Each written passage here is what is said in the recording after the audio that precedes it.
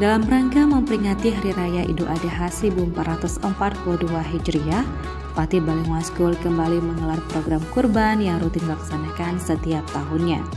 Alhamdulillah, pada Idul Adha tahun lalu, Fatih Balingwa School dan Teguhnya Arif Fatih Balingwa School telah menyembelih 22 ekor sapi dan 4 ekor kambing.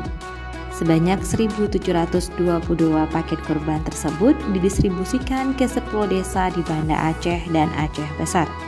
Tahun ini, kami kembali mengajak Anda untuk berpartisipasi dalam program berkurban bersama Fatih sebagai bentuk kepedulian terhadap sesama. Adapun biaya kurban tahun ini senilai 2,7 juta rupiah per kurban. Donasi kurban dapat dikirimkan ke rekening BNI 65163555751 atas nama Yayasan Fatih Indonesia.